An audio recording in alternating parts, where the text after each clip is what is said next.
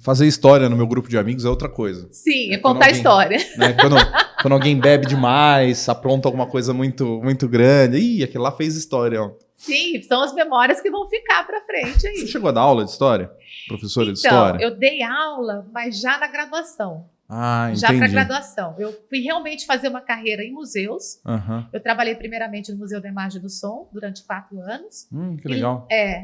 E desde estágio, né, estava no 2º ano de faculdade, e depois eu fui já trabalhar no Museu da Pessoa, que é uma organização não governamental que trabalha com projetos de história e memória. Museu da Pessoa? O que é isso? É uma ideia muito inovadora, né? É o primeiro museu virtual que a gente tem aqui no Brasil.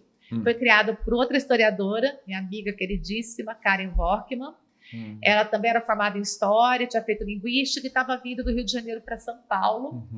E a gente começou uma parceria, comecei a trabalhar com ela, e a ideia da Karen é de que toda e qualquer pessoa tem uma trajetória de vida única, e que essa trajetória podia ser preservada para a posteridade por meio da sua narrativa. Né? Mas então, tem muita história ruim, né?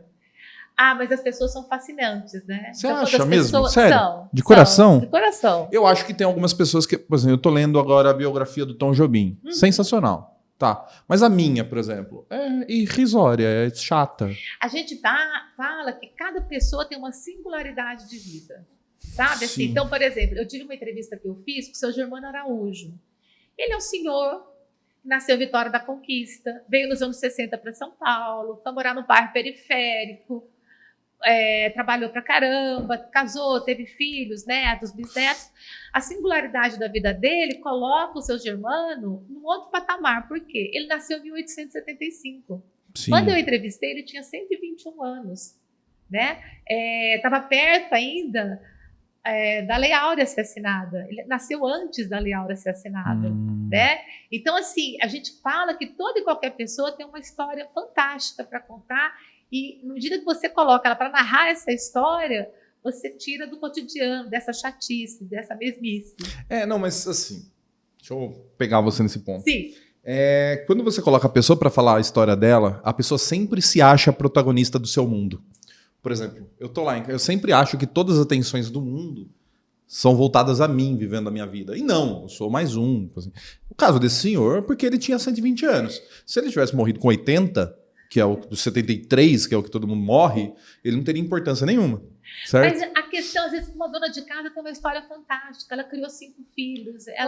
Sim, mas tem quantas donas de casa não criaram 5 filhos? Mas cada uma criou de um jeito diferente, com modo de vida, com olhar. É isso que faz o Museu da Pessoa. São 16 mil narrativas hoje. 16 mil? 16 mil narrativas compiladas, gravadas, transcritas, com biografia, resumo, tags. Vou indicar minha mãe para você? Sim. Não para fazer a biografia dela, mas para ajudar, porque ela sabe da vida de todo mundo. Ela é uma grande fonte.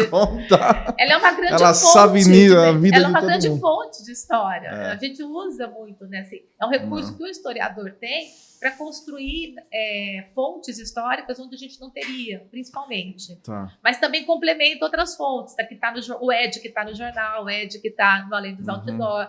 Né? Então, a sua entrevista complementaria a sua biografia, por exemplo. Perfeito. Não, entendi. Na história, você já está respondendo, né, nessa questão da história das pessoas, mas quando você estuda história, tem várias vertentes que você pode seguir, né? Tem pessoal que gosta de história do Brasil, história da América, história mundial, história de guerra, história de pessoas. O que você, qual é a sua área? Assim, o que você se aprofundou mais? É uma pergunta difícil, eu diria. Mas eu acho que, desde sempre, eu comecei com essa questão dessa história das pessoas. E aí, por isso que eu pude passar por tantos projetos e estar em tantos diferentes lugares. Porque são essas narrativas que fazem a história do Brasil. Acho que, no fundo, eu ajudo a construir uma história do Brasil. E é uma outra história do Brasil. Não é a história do Brasil dos grandes homens, do Pedro II, do Conde D, do Duque de Caxias, que também é importante, mas é justamente a história das mulheres lavadeiras do Rio São Francisco, das mulheres que resistiram e questionaram a invasão a invasão, a subida das águas pela barragem de Sobradinho, por exemplo. Né? Então, são grupos sociais que a gente muda até o olhar sobre essa história. Né? Você tem a grande história feita pelos grandes homens, não a grande história, mas a história feita pelos esses grandes homens, que ela é importante, mas diz respeito mais à história econômica, política, e a gente tem a história do cotidiano. Eu acho que é nesse cotidiano que eu insiro o meu trabalho mais. Legal. Você acha que as pessoas estão interessadas por isso? Então, sabe por quê? Você tem certeza? Senão as novelas não teriam tão grande público. Ah, não. Sim, com certeza. Mas a novela, ela é feita de uma maneira romancizada. Isso você pode fazer com a história também, né? Contar os romances, as paixões, os dramas. Sim. Mas eu acho, assim... Você acha que o brasileiro, ele se importa com a sua própria história? É que eu não vejo isso. Se importa. Alguns, inclusive, escrevem suas biografias. Né? Eles chegam a escrever suas biografias. Você sabe que a primeira pessoa que eu entrevistei na minha vida foi no final de 91. E esse primeiro evento que a Karen fez em São Paulo, chamado Memória e Migração. Eu entrevistei um senhor judeu que veio com a família de navio da Polônia, já fugindo da guerra. E ele deu a entrevista, era a minha primeira entrevista, eu estava morrendo de medo, você imagina, né? Acabamos a entrevista, agradeci. Passam 5, 6 anos, eu estava fazendo mestrado. Passam 5, 6 anos, eu saí um dia da aula lá na USP, da Escola de Comunicações e Artes, e fui passar um tempo ali na livraria. Cheguei lá, tinha um livro escrito por ele, chamado Fischl Teresnia, uma história para meus netos.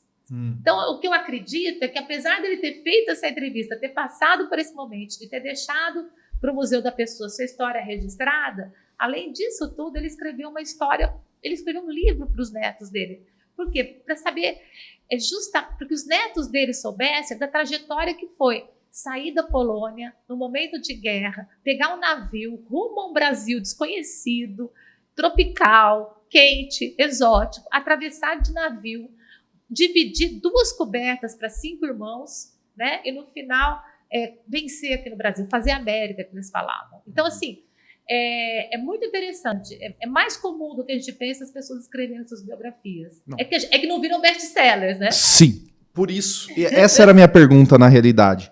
Não vira best-seller.